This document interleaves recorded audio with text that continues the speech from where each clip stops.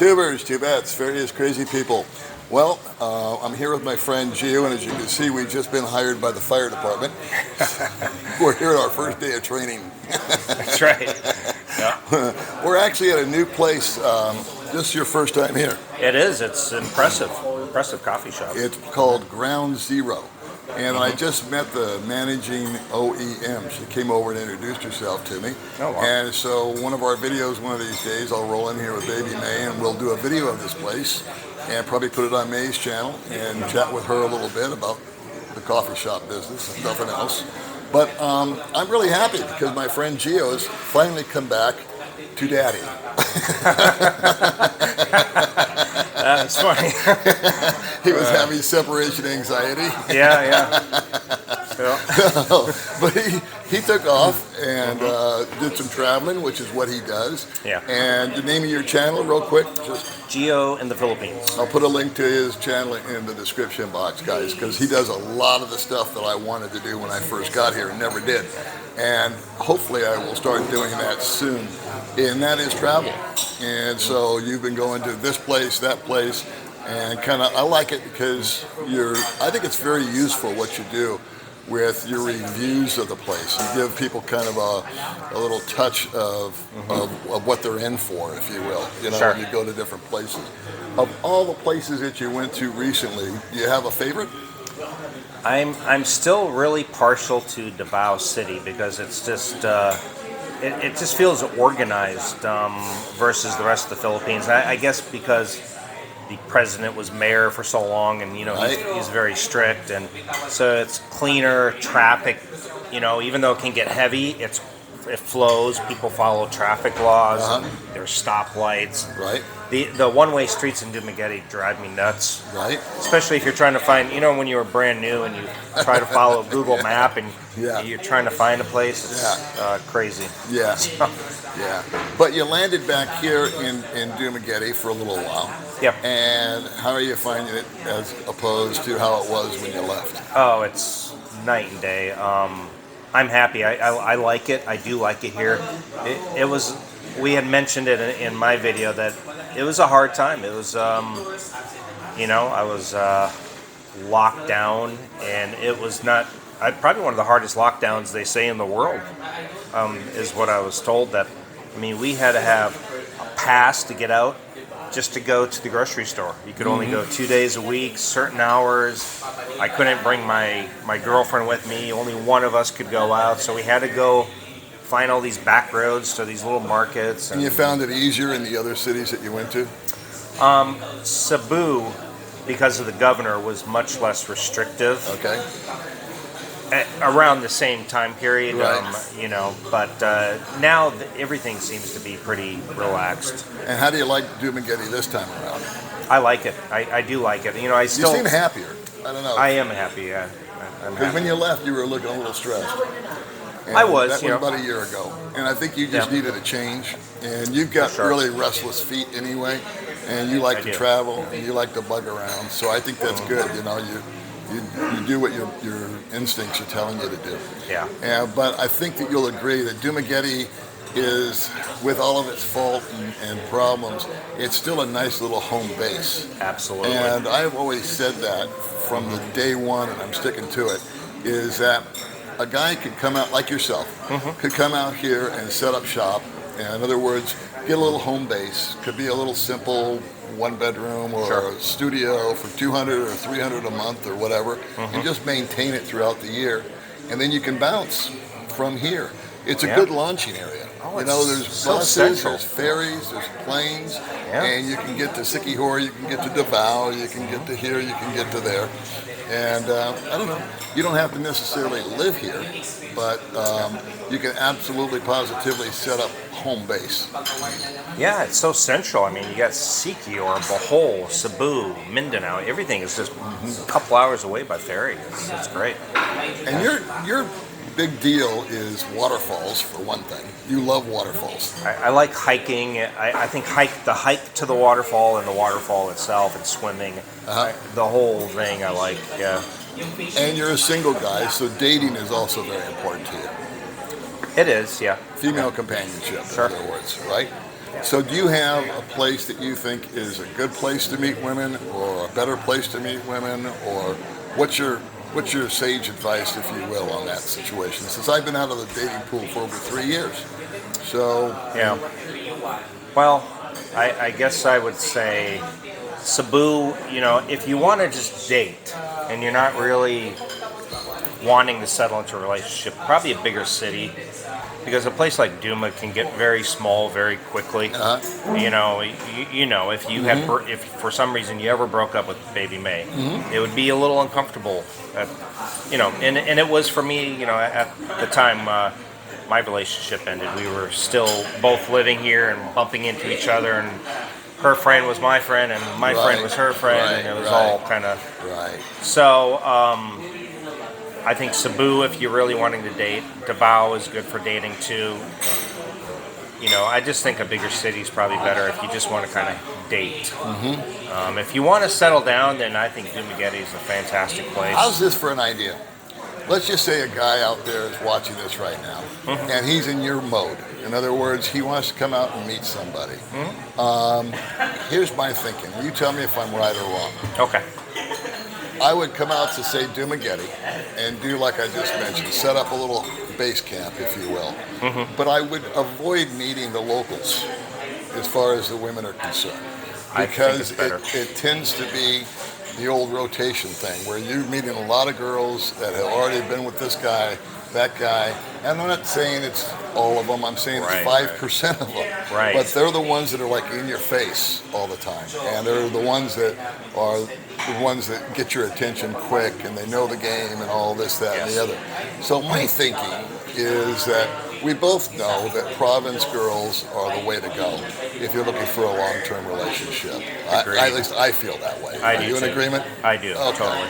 And so when we say a province girl, this is someone that is just a little more down to earth, a little bit more humble, works, has a family, kind, loving, etc., but hasn't been exposed to the big bad city, if you will. There's a lot of women that it happens in America, it happens in the Philippines, it happens everywhere.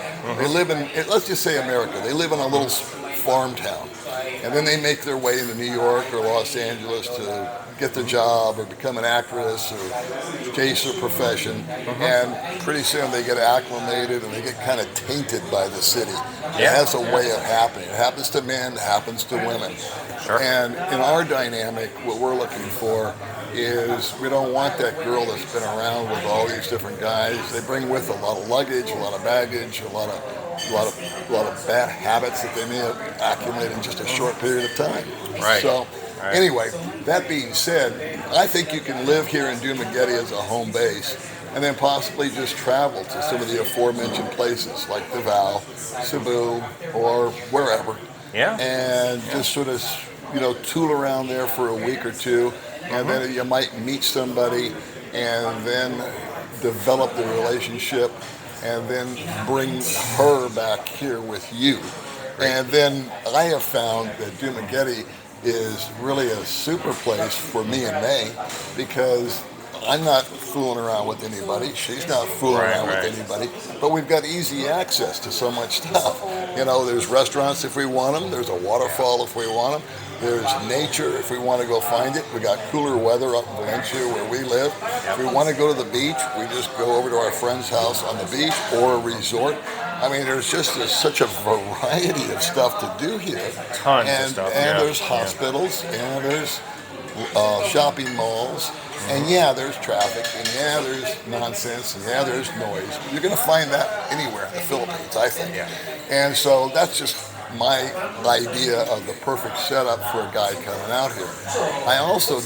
I'm not a big believer, even though I know guys that are doing it. I talk to them personally, they're my friends, I commend them, I wish them good luck, but I'm not a big believer in the long distance thing prior to coming out here. We talked about that. And I think we were both in agreement that you shouldn't really get into long distance until you have a plane ticket in hand. Then I think, hey, get online, get on a dating app, and then she knows you're serious. You can say, hey, here's my plane ticket. I arrive on May 5th. Right. And she knows you're not BSing, because a lot of girls, they chat with a lot of different guys, and I don't blame them because a lot of guys just never will come here, That's true. and they know that, and That's true. it's a numbers game for them. Whoever gets here first, That's true.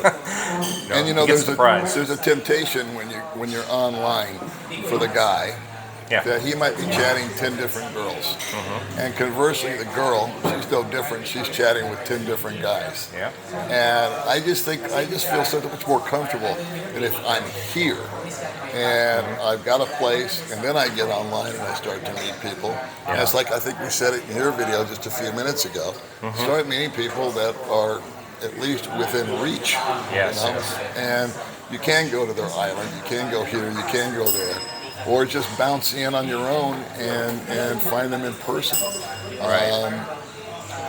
Or like you said, if you're going to go someplace to meet a girl, don't only go for the girl. Go because maybe you want to actually see. Absolutely. Right? Absolutely. Yeah, if there's a destination, so let's say you meet somebody and she's on another island. I wouldn't go there to meet the girl. Right. I would go there because I really want to see the other island. She's the bonus. Yeah, and if she shows up, cool. If she doesn't, great. That's fine too. But I would not ever go specifically just to meet her. I think I said it in your video that I went all the way up to Chateau one time, which is not that far away, and just went in circles. Never did meet her, but ended up having a good time because I saw Chateau. So that's kind of like what rang in my bell, Yep, exactly. I think that's the right mindset. Go there because you want to actually see that place, and then if you're chatting a girl and you're going to meet her and she shows up, that's the bonus. Right. Because 50%, like you say, don't. Cold feet or whatever reason. It's amazing though, because you and I was just thinking about this. It's amazing because you and I have known each other now for about going on 2 years. Yeah. And do you remember what a different place and time we were at 2 years ago than we are today? How much things have changed. Oh, it's crazy. I mean, we've remained friends, and that's not changed at all. You're still Gio, I'm still Paul. Right. But just how many people we've known, we've seen things implode, we've seen things work, things just go completely up in smoke. And then there's a few success stories. But I would say that the majority of the stories have ended up in just complete disarray. Yeah, I would say And I don't say that with any glee or anything, but the sage advice that I think is best is just to freaking slow down. Get here and take it easy. Go slow. And just relax and enjoy yourself and get acclimated and move in and get settled. It's the guys that come here and within 24 hours they're running around trying to meet somebody and they haven't even got a set of dishes yet. It's just that's true. But That's true. all right. So any sage advice you got here for anybody? Because I don't like to give advice, but I know that you're full of it. So. I'm full of it a lot. That's what I meant. No, I mean honestly, I give advice, but I also say form your own opinion. I mean I watched vloggers when I came out here, but I came out here saying to myself, I want to form my own opinion. I mean his views might not be my views. My views, your views might not be the same as somebody else's. So make your own, or travel around a little bit when you first get here. Date a little bit. Don't just, I can't remember what the saying is, but the girl meets you at the airport and boom, you're done. Instant girlfriend and right. So do you still feel that the Philippines is an optimum destination for guys? I do. I mean, because you've been to Vietnam and you've been here and there, and in a couple of months you got to bug out of the country, right? I do. Yep. So do you have any plans on where you're going to go or what you're going to do, or is that still up in the air? Still kind of up in the air. I'm not that far away from purchasing a ticket. I will purchase a ticket probably around mid-May. And then do my exit clearance once I have the ticket in hand. And I always say, I'm subject to change my mind at a moment's notice, because sometimes I'll say something on a live stream and then a week later that plan is gone and I'm doing something different. I go wherever the wind takes me, I guess. All right, well, kids, thanks for tuning in. We've been yapping at you for 14 minutes. That's enough of either one of us. That's for sure. All right. We'll Yeah. see you next time, guys. See you.